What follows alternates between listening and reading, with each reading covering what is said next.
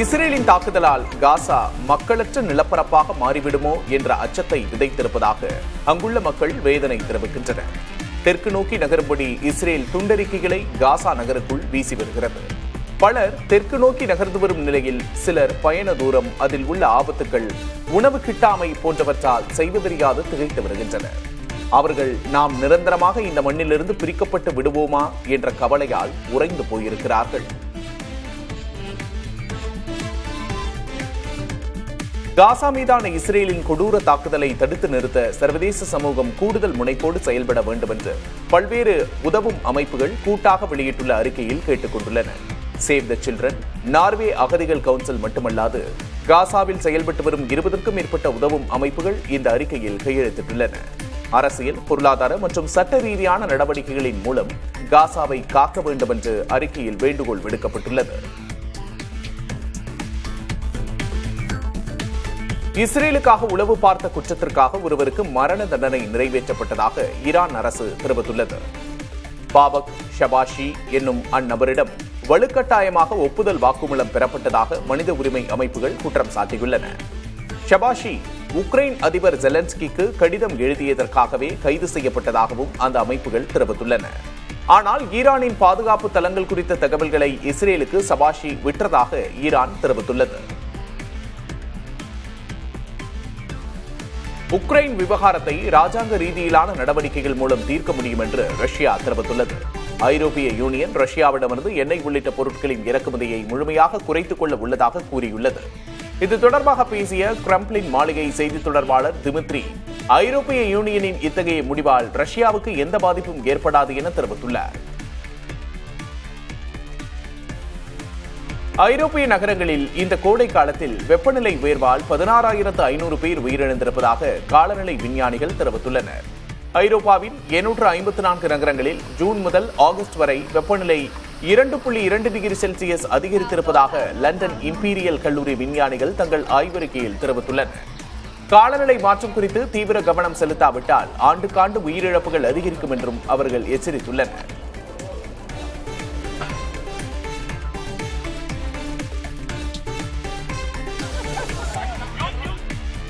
ரஷ்ய அதிபரை விமர்சித்த அலெக்சி நவல்னி விஷம் வைத்தே கொல்லப்பட்டார் என்பதை ஆய்வுகள் உறுதிப்படுத்துவதாக அவரது மனைவி யூலியா நவல்னியா தெரிவித்துள்ளார். ரஷ்யாவிலிருந்து ரகசியமாக எடுத்துச் செல்லப்பட்ட நவல்னியின் உடற்கூறு மாதிரிகளை 2 வெளிநாட்டு ஆய்வகங்கள் பரிசோதித்ததாகவும் இந்த ஆய்வகங்கள் ஒரே முடிவுக்கு வந்ததாகவும் நவல்னியின் மனைவி கூறியுள்ளார். ரஷ்ய அதிபர் புதினை தொடர்ந்து விமர்சித்து வந்ததற்காக நீண்ட காலம் சிறையில் அடைக்கப்பட்டிருந்த அலெக்சி நவல்னி கடந்த ஆண்டு உயிரிழந்தார். நவல்னிக்கு விஷம் கொடுக்கப்பட்டதாக கூறப்படும் குற்றச்சாட்டுகளை ரஷ்யா தொடர்ந்து மறுத்து வருகிறது. இந்தியாவுடனான உறவை பலப்படுத்துவதற்கு ரஷ்யாவிடம் எண்ணெய் வாங்குவது உள்ளிட்ட விவகாரங்கள் தடையாக உள்ளதாக ஐரோப்பிய ஒன்றியத்தின் வெளியுறவு கொள்கைக்கான தலைவர் கஜா கல்லாஸ் தெரிவித்துள்ளார். 27 நாடுகளை கொண்ட ஐரோப்பிய ஒன்றியம் இந்தியாவுடனான வர்த்தக ஒப்பந்தத்தை இறுதி செய்ய முனைப்பு காட்டி வருகின்றது. ரஷ்யாவோடு போர் பயிற்சியில் ஈடுபடுவதையும் கஜா கல்லால் சுட்டிக்காட்டியுள்ளார். இருப்பினும் இருதரப்பு பிரச்சனைகளை பேசி தீர்க்க முயற்சி மேற்கொள்ளப்பட்டு வருவதாகவும் அவர் கூறியுள்ளார். புதிய வாக்காளர் பட்டியல் திருத்தத்தின் போது பெரும்பாலான மாநிலங்களில் பாதிக்கும் மேற்பட்ட வாக்காளர்கள் எந்த ஆவணங்களையும் சமர்ப்பிக்க தேவையில்லை என்று தேர்தல் ஆணைய அதிகாரிகள் தெரிவித்துள்ளனர். ஏற்கனவே தங்கள் மாநிலங்களில் கடைசியாக நடைபெற்ற சிறப்பு தீவிர திருத்தத்தின் கீழ் அவர்கள் வாக்காளர் பட்டியலில் இடம்பெறுவார்கள் என்றும் கூறியுள்ளனர். பெரும்பாலான மாநிலங்களில் வாக்காளர் பட்டியல் இறுதியாக 2022 மற்றும் 2004 ஆண்டுகளுக்கு இடையில் சிறப்பு தீவிர திருத்தம் செய்யப்பட்ட நிலையில் அடுத்த சிறப்பு தீவிர திருத்தத்துக்கு அவர்கள் பரிசீலனையில் எடுத்துக் கொள்ளப்படுவார்கள் என்று தேர்தல் ஆணைய அதிகாரிகள் தெரிவித்துள்ளனர். இவிஎம் எனப்படும் மின்னணு வாக்குப்பதிவு இயந்திரங்களின் வாக்குச்சீட்டுகள் வடிவமைப்பில் புதிய மாற்றங்களை தேர்தல் ஆணையம் கொண்டு வந்துள்ளது. அதன்படி வாக்குச்சீட்டுகளில் வேட்பாளர்களின் புகைப்படங்கள் இனிமேல் வண்ண புகைப்படங்களாகவே அச்சிடப்படும் என்றும் வேட்பாளர்களின் வரிசை எண்கள் பெரிய எழுத்துருவில் தடிமனாக அச்சிடப்படும் என்றும் தெரிவிக்கப்பட்டுள்ளது. இதேபோல வேட்பாளர்கள் நோட்டா விருப்பத்தின் பெயர்கள் உள்ளிட்டவை ஒரே மாதிரியான எழுத்துருவில் இருக்கும் என்றும் சட்டப்பேரவை தேர்தல்களுக்கு இளஞ்சிவப்பு நிற காகிதம் பயன்படுத்தப்படும் என்றும் தெரிவிக்கப்பட்டுள்ளது. இந்த மேம்படுத்தப்பட்ட இவிஎம் வாக்குச்சீட்டுகள் பீகார் தேர்தலில் அமல்படுத்தப்பட இருப்பதாக தேர்தல் ஆணையம் தெரிவித்துள்ளது. உலகின் மிக உயரமான கட்டிடமான துபாயின் புர்ஜ் கலிஃபாவில் பிரதமர் மோடியின் புகைப்படங்கள் ஒளிரவிடப்பட்டன. பிரதமரின் 75வது பிறந்தநாளை முன்னிட்டு அவரது புகைப்படங்கள் பிறந்தநாள் வாழ்த்துக்களோடு ஒளிரச் செய்யப்பட்டன. இந்தியா ஐக்கிய அரபு அமீரகம் இடையிலான வலுவான உறவை வெளிக்காட்டும் விதமாக இந்த நிகழ்வு அமைந்திருப்பதாக கருதப்படுகிறது.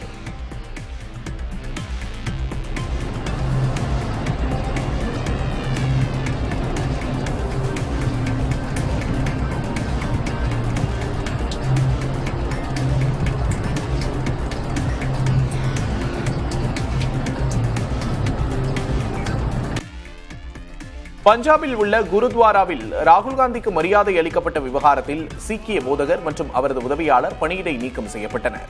பஞ்சாப் மாநிலத்தில் ஏற்பட்ட வெள்ள பாதிப்புகளை மக்களவை எதிர்க்கட்சித் தலைவர் ராகுல் காந்தி அண்மையில் பார்வையிட்டார். அப்போது அமிர்தசரஸில் உள்ள குருத்வாரா சார்பில் ராகுலுக்கு மரியாதை அளிக்கப்பட்டது. இந்நிலையில் மத நெறிமுறைகளை மீறி ராகுலுக்கு மரியாதை அளித்ததாக மத போதகர் மற்றும் அவரது உதவியாளர் மீது சிரோன்மணி குருத்வாரா பிரபந்த கமிட்டி தரப்பில் ஒழுங்கு நடவடிக்கை எடுக்கப்பட்டுள்ளது.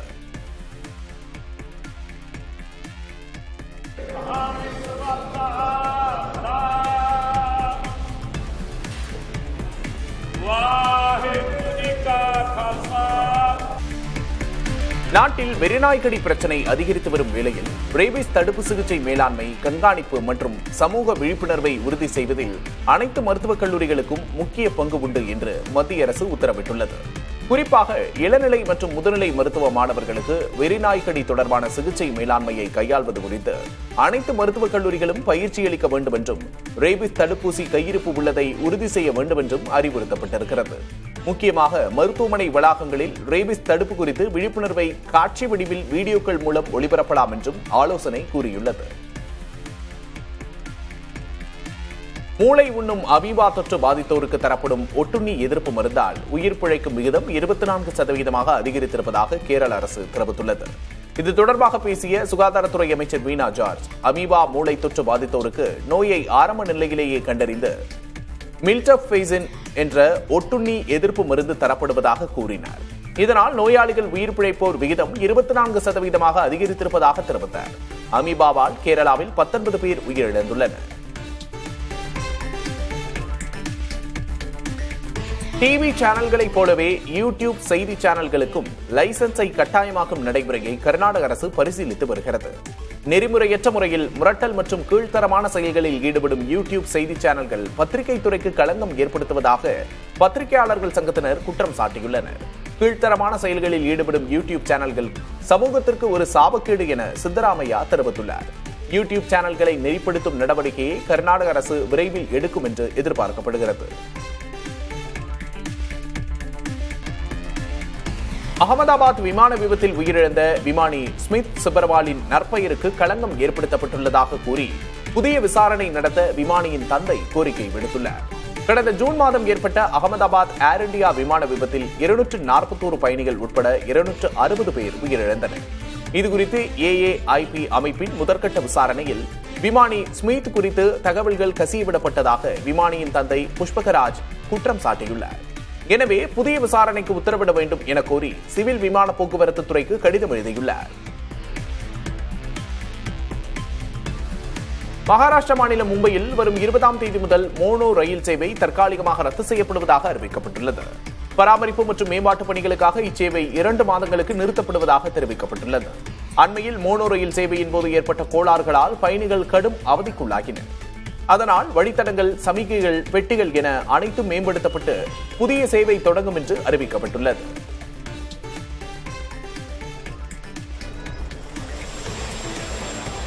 அமெரிக்க அதிபர் டொனால்டு டிரம்ப் அரசுமுறை பயணமாக பிரிட்டன் சென்றுள்ளார். டிரம்ப் அதிபராக பதவியேற்ற பின்பு பிரிட்டன் செல்வது இது 2வது முறையாகும்.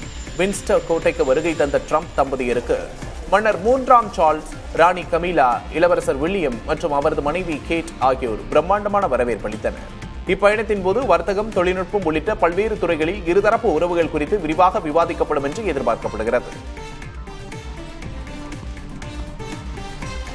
தொழில்நுட்பம் மற்றும் பொறியியல் துறைகளில் வேலை வாய்ப்புகள் அதிகரிப்பதாக ஏஆன் நிறுவனம் நடத்திய ஆய்வில் தெரிவிக்கப்பட்டுள்ளது. இந்த ஆய்வில் 2025-26ஆம் ஆண்டில் 73 விழுக்காடு நிறுவனங்கள் அதிக வளர்ச்சியை எதிர்பார்ப்பதாகவும், இதனால் தொழில்நுட்பம், பொறியியல், உற்பத்தி மற்றும் சுகாதாரத்துறைகளில் வேலைவாய்ப்பு திட்டங்கள் அதிகரிக்கும் என்றும் தெரிவிக்கப்பட்டுள்ளது.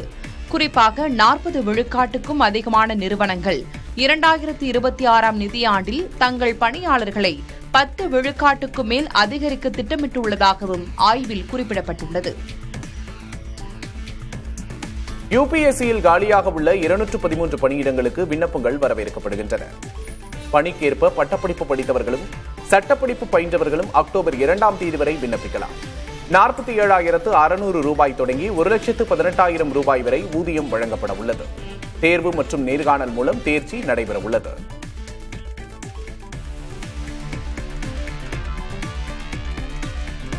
நியாய விலைக் கடைகளில் மொபைல் முத்தம்மா என்ற திட்டம் அறிமுகப்படுத்தப்பட்டுள்ளது. இதன் மூலம் பயணிகள் பொருட்களுக்கான கட்டணத்தை QR கோடினை ஸ்கேன் செய்து செலுத்தலாம். இந்த திட்டத்தால் சில்லறை பிரச்சினைக்கு தீர்வு எட்டப்படும் என்று எதிர்பார்க்கப்படுகிறது. பணம் அரசின் கணக்குக்கு நேரடியாக செலுத்தப்படுவதால் முறைகேடுகள் தடுக்கப்படும் என்றும் கருதப்படுகிறது.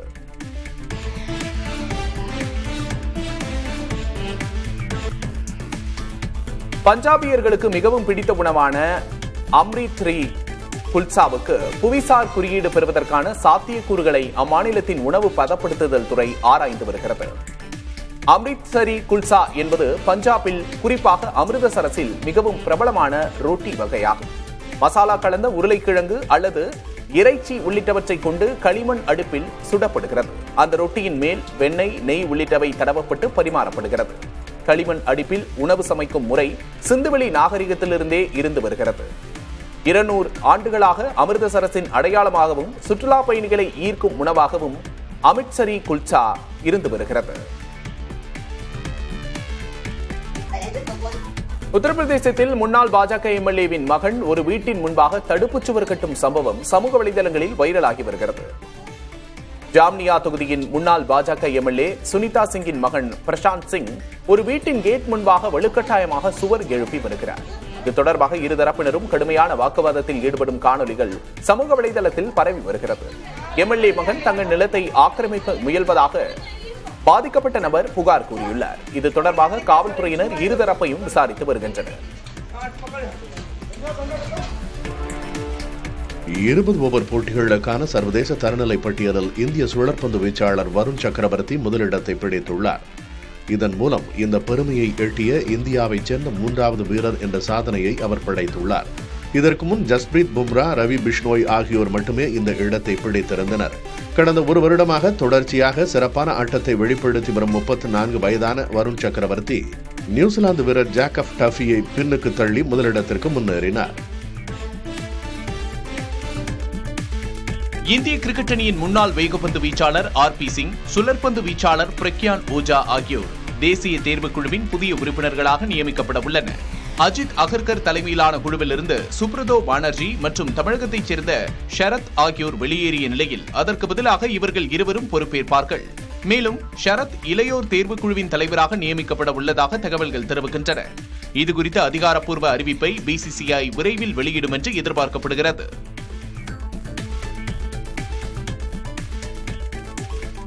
ஆசிய கோப்பை கிரிக்கெட்டில் போட்டி நடுவர் ஆன்டி பைக்ராப்ட் விவகாரத்தால் பாகிஸ்தான் போட்டி 1 மணி நேரம் தாமதமாக தொடங்கியது. இந்தியா பாகிஸ்தான் ஆட்டத்தில் கைக்குலுக்கல் நடக்காததற்கு பைக்ராப்ட் தான் காரணம் என்று பாகிஸ்தான் கிரிக்கெட் வாரியம் ICC-யிடம் புகார் அளித்தது. பைக்ராப்டை நீக்க வேண்டும் என்று பாகிஸ்தான் கோரிக்கை விடுத்தது. இல்லையென்றால் போட்டியில் பங்கேற்க மாட்டோம் என்றும் மிரட்டியது. ICC இதனை ஏற்காததால் பெரும் சர்ச்சை ஏற்பட்டது. இறுதியில் போட்டி 1 மணி நேரம் தாமதமாக தொடங்கியது. ஆசிய கோப்பை கிரிக்கெட் தொடரின் லீக் ஆட்டத்தில் ஐக்கிய அரபு அமீரகத்தை 41 ரன்கள் வித்தியாசத்தில் பாகிஸ்தான் வீழ்த்தியுள்ளது. இப்போட்டியில் முதலில் பேட்டிங் செய்த பாகிஸ்தான் ஃபஹர் ஜமானின் அரை சதத்தால் 20 ஓவர்களில் 146 ரன்களை எடுத்தது. தொடர்ந்து களமிறங்கிய ஐக்கிய அரபு அமீரகம் 17.4 ஓவர்களில் 105 ரன்களுக்குள் சுருண்டது. இந்த வெற்றியின் மூலம் பாகிஸ்தான் இந்தியாவை தொடர்ந்து சூப்பர் 4 சுற்றுக்கு முன்னேறியது. ஆஸ்திரேலிய மகளிர் அணியுடனான 2வது ஒருநாள் கிரிக்கெட் போட்டியில் இந்திய மகளிர் அணி அசத்தல் வெற்றியை ஈட்டியது. சண்டிகரில் நடைபெற்ற போட்டியில் 102 ரன்கள் வித்தியாசத்தில் இந்திய அணி வெற்றியை வசப்படுத்தியது. ஸ்மிருதி மந்தனா 91 பந்துகளில் 117 ரன்கள் அடித்து வெற்றிக்கு வித்திட்டார். 293 ரன்கள் என்ற கடின இலக்கை நோக்கி விளையாடிய ஆஸ்திரேலியா 190 ரன்களுக்குள் ஆல் அவுட் ஆனது. கிராந்தி கவுட் 3 விக்கெட்டுகளை வீழ்த்தினார். 3 போட்டிகள் கொண்ட ஒருநாள் தொடர் 1-1 என சமனில் உள்ளது. இந்தியாவுக்கு எதிரான 2 போட்டிகள் கொண்ட டெஸ்ட் கிரிக்கெட் தொடருக்கான மேற்கிந்திய தீவுகள் அணி அறிவிக்கப்பட்டுள்ளது. முன்னாள் கேப்டன் கிரெக் பிரெத்வைட் அணியிலிருந்து நீக்கப்பட்டுள்ளார். டெக்னரைன் சந்தர்பால், அன்லிக் அதானஸ் ஆகியோர் அணிக்கு மீண்டும் அழைக்கப்பட்டுள்ளனர். ரோஸ்டன் சேஸ் புதிய கேப்டனாக நியமிக்கப்பட்டுள்ள நிலையில் 38 வயதான சுழற்பந்து வீச்சாளர் கேரி பியர் டெஸ்ட் அணிக்கு முதன்முறையாக அழைக்கப்பட்டுள்ளார். இந்த டெஸ்ட் தொடர் அக்டோபர் மாதம் 2ஆம் தேதி அகமதாபாத்தில் தொடங்குகிறது. பிரிட்டிஷ் நிறுவனமான ரோல்ஸ் ராய்ஸ் இந்தியாவிலேயே தனது மிகப்பெரிய திறன் மையத்தை பெங்களூருவில் திறந்துள்ளது. 700 பேருக்கு வேலைவாய்ப்பு வழங்கும் வகையில் இம்மையம் இருக்கும். ரோல்ஸ் ராய்ஸ் நிறுவனம் விமானங்கள் மற்றும் பாதுகாப்பு துறைகளில் இயங்கி வரும் நிலையில் அது தொடர்பான பணிகள் இம்மையத்தில் மேற்கொள்ளப்படும். பன்னாட்டு நிறுவனங்கள் தங்கள் தொழில் தொடர்பான உலகளாவிய பணிகளை ஒருங்கிணைக்க குளோபல் கேப்பபிலிட்டி சென்டர்ஸ் என்ற பெயரில் இந்தியா போன்ற நாடுகளில் பிரத்யேக மையங்களை அமைத்து வருகின்றன. இதுபோன்ற மையங்கள் பிற நாடுகளை விட இந்தியாவிலேயே அதிகம் அமைக்கப்படுகின்றன.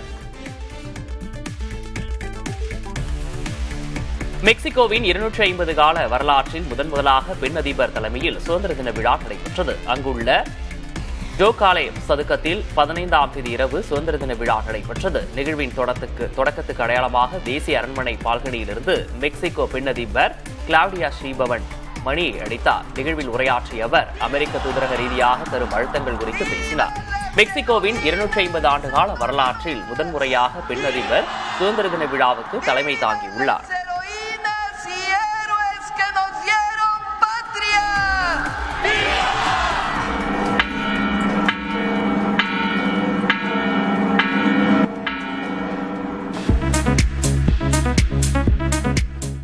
செயற்கை நுண்ணறிவு உலகில் ஓபன் ஏஐயின் சாட் ஜிபிடி மற்றும் கூகுளின் ஜெமினி இடையேயான போட்டி நாளுக்கு நாள் அதிகரித்து வருகிறது.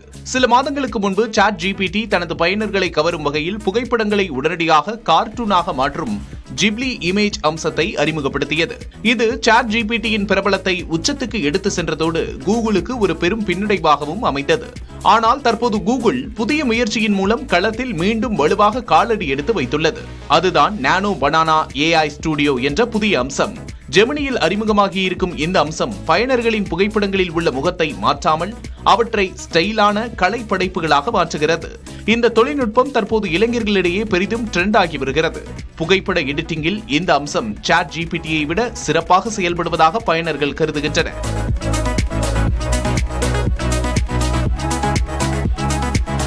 கூகுளின் போட்டியை எதிர்கொள்ள சாட் ஜிபிடி மேலும் பல புதுமையான அம்சங்களை உருவாக்கும் என்றும், இரு நிறுவனங்களுக்கும் இடையிலான போட்டி ஏஐ துறையில் புதிய பாய்ச்சலை சாத்தியப்படுத்தும் என்கின்றனர் தொழில்நுட்ப வல்லுநர்கள்.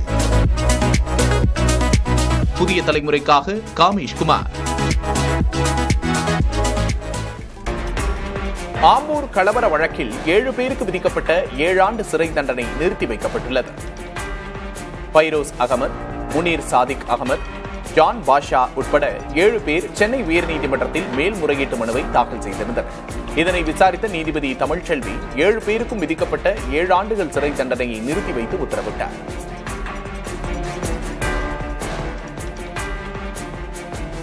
தாவேகா மாவட்ட செயலாளருக்கு கொலை மிரட்டல் விடுத்ததாக கட்சியின் சக நிர்வாகி கைது செய்யப்பட்டுள்ளார். கொடுங்கையூரைச் சேர்ந்த வழக்கறிஞர் பிரபு தமிழக வெற்றிக் கழகத்தில் திருவள்ளூர் தென்மேற்கு மாவட்ட செயலாளராக உள்ளார். இவருக்கும் மாவட்ட இணைச் செயலாளரான இளங்கோவுக்கும் இடையே கட்சி பொறுப்பு வழங்கியதில் மோதல் போக்கு இருந்து வந்ததாக தெரிகிறது. இந்நிலையில் பிரபுவின் வீட்டிற்கு 3 பேரை அழைத்துச் சென்று இளங்கோ கொலை மிரட்டல் விடுத்ததாக கூறப்படுகிறது.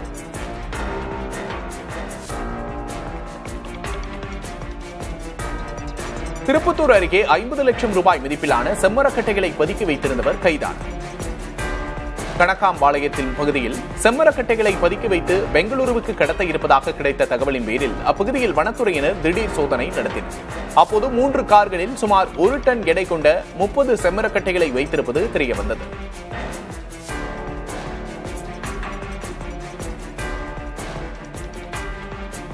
மனைவி மற்றும் 3 குழந்தைகள் சந்தேகத்துக்கிடமான வகையில் உயிரிழந்ததாக அரியலூர் எஸ்பி அலுவலகத்தில் கணவர் புகார் அளித்துள்ளார். தழுதாலைமேடு அருகே வளவுநேரி கிராமத்தைச் சேர்ந்தவர் ராஜா. இவருக்கு பானுமதி என்ற மனைவியும் 3 குழந்தைகளும் இருந்தனர். ராஜா வெளிநாட்டில் வேலை செய்து வரும் நிலையில் பானுமதி மற்றும் 3 குழந்தைகள் உயிரிழந்ததாக ஊர் பிரமுகர்கள் ராஜாவிடம் தொலைபேசியில் தகவல் தெரிவித்துள்ளனர். பஞ்சாபிகளுக்கு மிகவும் பிடித்த உணவான அமிர்தசரி குல்சாவிற்கு புவிசார் குறியீடு பெறுவதற்கான சாத்தியக்கூறுகளை அம்மாநிலத்தின் உணவு பதப்படுத்துதல் துறை ஆராய்ந்து வருகிறது. அமிர்தசரி குல்ச்சா என்பது பஞ்சாபில், குறிப்பாக அமிர்தசரஸில் மிக பிரபலமான ரொட்டி வகையாகும். மசாலா கலந்த உருளைக்கிழங்கு அல்லது இறைச்சி உள்ளிட்டவற்றை கொண்டு களிமண் அடுப்பில் சுடப்படுகிறது. அந்த ரொட்டியின் மேல் வெண்ணெய், நெய் உள்ளிட்டவை தடவப்பட்டு பரிமாறப்படுகிறது. களிமண் அடுப்பில் உணவு சமைக்கும் முறை சிந்துவெளி நாகரிகத்திலிருந்தே வருவது. 200 ஆண்டுகளாக அமிர்தசரஸின் அடையாளமாகவும் சுற்றுலா பயணிகளை ஈர்க்கும் உணவாகவும் அமிர்தசரி குல்ச்சா இருந்து வருகிறது. கரூரில் நடைபெற்ற திமுக முப்பெரும் விழாவில் அக்கட்சியின் துணை பொதுச் செயலாளரும் எம்பியுமான கனிமொழிக்கு பெரியார் விருது வழங்கி கௌரவிக்கப்பட்டது. மருதூர் ராமலிங்கத்திற்கு பேராசிரியர் விருதும், குளித்தலை சிவராமனுக்கு பாவேந்தர் விருதும் வழங்கப்பட்டது. சோமா ராமச்சந்திரனுக்கு கலைஞர் விருதும் வழங்கப்பட்டது. கட்சி பணிகளில் சிறப்பாக பணியாற்றிய 16 நிர்வாகிகளுக்கு நற்சான்று மற்றும் பண முடிப்பு வழங்கப்பட்டது.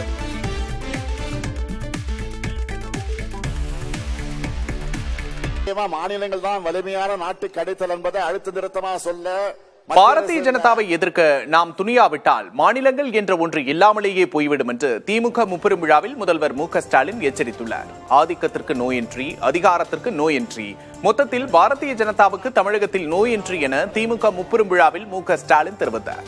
2000 ஆண்டுகளாக காவி கூட்டத்துடன் போராடுவதாகவும் அவ்வாறு போராடி பெற்ற நமது உரிமைகளை பறிகொடுக்க முடியாது என்றும் திமுக தலைவர் ஸ்டாலின் தெரிவித்தார்.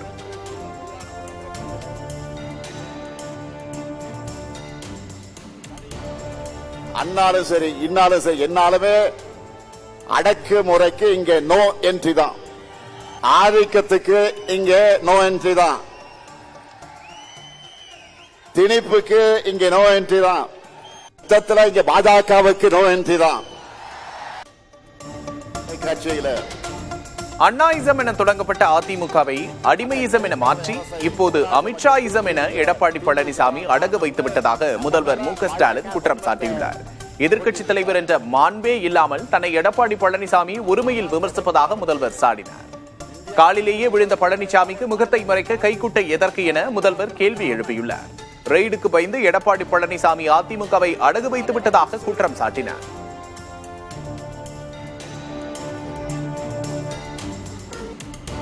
கரூரில் நடந்த திமுக முப்பெரும் விழா ஓர் அரசியல் கட்சி எப்படி நேர மேலாண்மையை கடைபிடிக்க வேண்டும் என்பதற்கு முன்னுதாரணமாக இருந்ததாக திமுகவினர் கூறுகிறார்கள். அழைப்புதலில் குறிப்பிட்டிருந்தபடி சரியாக மாலை 5 மணிக்கு தொடங்கிய விழாவில் வரவேற்புரை, சிறப்பாக பணியாற்றிய நிர்வாகிகளுக்கு பணமுடிப்பு வழங்குதல், கனிமொழி எம்பி உள்ளிட்டோருக்கு விருது வழங்குதல் உள்ளிட்ட அனைத்தும் நிகழ்ச்சி நிரலில் குறிப்பிட்டிருந்த நேரத்தில் நடந்தேறியது. நிகழ்ச்சி தொடங்குவதற்கு முன்பே குறுக்கிட்ட மழை முதல்வர் ஸ்டாலின் பேசி முடிக்கும் வரையில் தொடர்ந்த போதிலும் திட்டமிட்டபடி 6:30 மணியளவில் விழா நிறைவடைந்தது.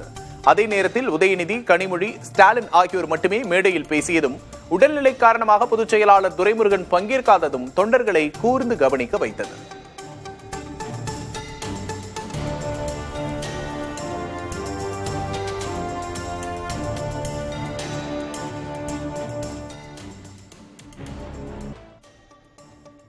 பாஜக வலதுசாரியாக மட்டுமின்றி சில நேரங்களில் இடதுசாரியாகவும் நடுநிலையாகவும் செயல்படுவதாக பாஜக முன்னாள் மாநில தலைவர் அண்ணாமலை தெரிவித்துள்ளார். சென்னை மயிலாப்பூரில் நமோ கல்வி மற்றும் தொண்டு அறக்கட்டளையின் சார்பில் இந்திய கனவுகள் 2047 குறித்த அறிவுசார் கருத்தரங்கம் நடைபெற்றது. இதில் கலந்து கொண்டு பேசிய அண்ணாமலை, விவசாயிகளையும் விவசாயத்தையும் பாதுகாக்க வேண்டும் என்பதற்காகவே பிரதமர் மோடி, அமெரிக்க அதிபர் டிரம்ப் எவ்வளவு நெருக்கடி கொடுத்தாலும் அதனை எதிர்த்து செயல்படுவதாக கூறினார். ஆனா பிஜேபி கட்சி என்ன சொன்னாங்கன்னா, ஃபார் ரைட் பார்ட்டி, ரொம்ப ரைட்ல இருக்கக்கூடிய ஒரு கட்சி, சித்தாந்தம் எக்ஸ்ட்ரீமா இருக்கும் அப்படின்னு சொல்லுவாங்க. பிஜேபியை உருவாக்குனவங்க, ஓட்டு போட்டவங்க யாருன்னா ஷாப்கீப்பர்ஸ், ட்ரேடர்ஸ் அண்ட் மெர்கன்டைல்ஸ் அப்படின்னு சொல்லி ஆங்கில நாளேடுகள்னு சொல்லுவாங்க. சில நேரத்துல பார்த்தா அது லெஃப்ட் பார்ட்டி மாதிரி இருக்கேன், சில நேரத்துல பார்த்தா அது ரைட் பார்ட்டி மாதிரி இருக்கேன், சில நேரத்துல பார்த்தா அது ஒரு சென்ட்ரிஸ்ட் பார்ட்டி மாதிரி இருக்கேன். இன்னைக்கு பாரதிய ஜனதா கட்சி பார்த்தீங்கன்னா ஐடியாலஜிக்கல் ஃப்ரேம் ஒர்க்ல 3 பக்கமும் இருக்குது. தாவேக உறுப்பினர் சேர்க்கை பணிகளை தீவிரப்படுத்தும் விதமாக தொகுதி வாரியாக பொறுப்பாளர்களை அக்கட்சித் தலைவர் விஜய் நியமித்துள்ளார். 234 தொகுதிக்கும் தொகுதி வாரியாக ஒருங்கிணைப்பாளர், இணை ஒருங்கிணைப்பாளரோடு 8 பேர் பொறுப்பாளர்களாக நியமனம் செய்யப்பட்டுள்ளனர். தமிழக வெற்றிக் கழகத்தில் 2 கோடி உறுப்பினர்கள் என்ற இலக்கை எட்டும் வகையில் இந்த பொறுப்பாளர்கள் நியமிக்கப்படுவதாக விஜய் தெரிவித்துள்ளார்.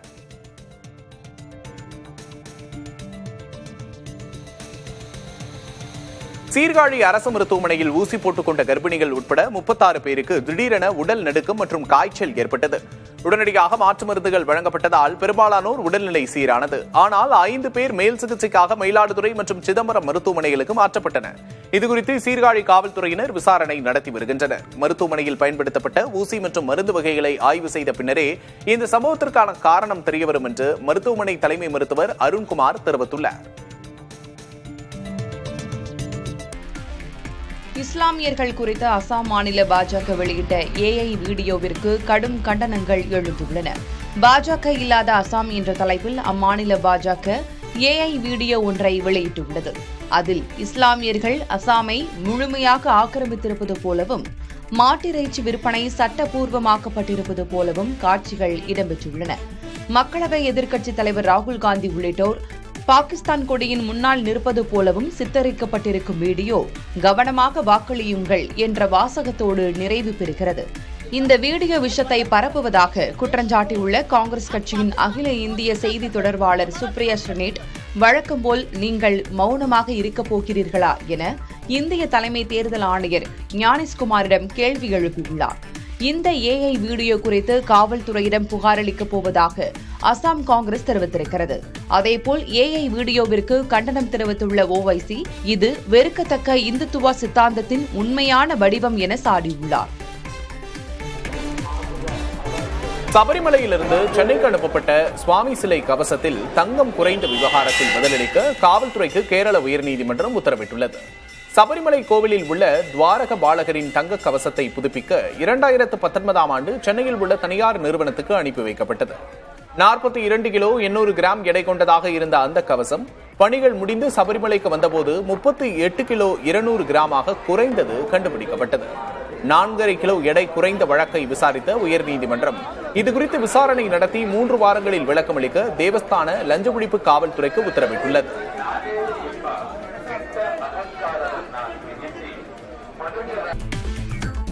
இலங்கை இனப்படுகொலை தொடர்பாக ஐநா மனித உரிமைகள் அவையில் கொண்டுவரப்பட்டுள்ள தீர்மானத்தை மேலும் வலுவானதாக மாற்ற இந்தியா ஆதரவளிக்க வேண்டும் என்று பிரிட்டன் தமிழர் பேரவை கேட்டுக் கொண்டுள்ளது. இது தொடர்பாக பேசிய சிவக்குமார், இலங்கை அரசே நீதி விசாரணையை மேற்கொள்ள வேண்டும் என அழுத்தம் கொடுப்பது சரியாக இருக்காது என்றார். சர்வதேச நீதிமன்ற விசாரணையை கோருவதற்கு பிற நாடுகளின் ஆதரவை இந்திய அரசு பெற்றுத்தர வேண்டும் என்றும் அவர் கேட்டுக் கொண்டார்.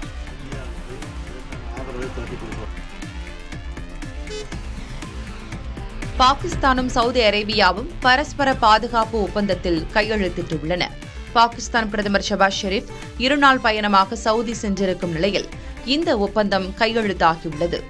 ஒரு நாட்டின் மீது தாக்குதல் நடத்தப்பட்டால் அது 2 நாடுகளுக்கும் எதிரான தாக்குதலாக கருதப்படும் என்று ஒப்பந்தத்தில் கூறப்பட்டுள்ளது. 2 நாடுகளில் எது தாக்குதலுக்கு உள்ளானாலும் மற்றொரு நாடு உதவிக்கு வரும் என்பதே இதன் பொருள். செப்டம்பர் 9ஆம் தேதியன்று இஸ்ரேல் கத்தார் தலைநகர் தோஹாவில் நடத்திய தாக்குதலை தொடர்ந்து அரபு லீக் மற்றும் இஸ்லாமிய ஒத்துழைப்பு அமைப்பு ஆகியவற்றின் அசாதாரண கூட்டு அமர்வு கூட்டப்பட்ட 2 நாட்களுக்கு பிறகு பாகிஸ்தான் மற்றும் சவுதி அரேபியா இடையே இந்த ஒப்பந்தம் கையெழுத்தாகியுள்ளது குறிப்பிடத்தக்கது. இந்த ஒப்பந்தம் இந்தியாவுடனான சவுதி அரேபியாவின் உறவை பாதிக்காது என்றும் இந்தியாவுடனான உறவு எப்போதும் போல் வலுவானதாகவே தொடரும் என்றும் சவுதி அரேபிய அதிகாரிகள் தெரிவித்துள்ளனர். ரஷ்யாவின் அச்சுறுத்தலுக்கு மத்தியில் ஐரோப்பிய நாடான போலந்தில் நாட்டோ படைகள் கூட்டு போர் பயிற்சியில் ஈடுபட்டன. ஆர்ஜஸ் என்ற பகுதியில் நடைபெற்ற பயிற்சியில் பீரங்கிகள் மற்றும் ஏவுகணைகள் மூலம் இலக்குகள் துல்லியமாக தகர்க்கப்பட்டன.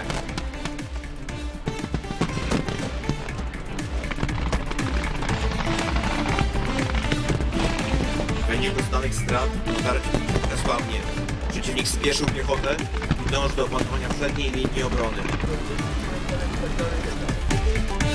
உக்ரைன் விவகாரத்தை ராஜாங்க ரீதியிலான நடவடிக்கைகள் மூலம் தீர்க்க முடியும் என்று ரஷ்யா தெரிவித்துள்ளது. ஐரோப்பிய யூனியன் ரஷ்யாவிடமிருந்து எண்ணெய் உள்ளிட்ட பொருட்களின் இறக்குமதியை முழுமையாக குறைத்துக் கொள்ள உள்ளதாக கூறியுள்ளது. இது தொடர்பாக பேசிய கிரெம்ளின் மாளிகை செய்தி தொடர்பாளர் திமித்ரி பெஸ்கோவ், ஐரோப்பிய யூனியனின் இத்தகைய முடிவால் ரஷ்யாவுக்கு எந்த பாதிப்பும் ஏற்படாது என தெரிவித்துள்ளார்.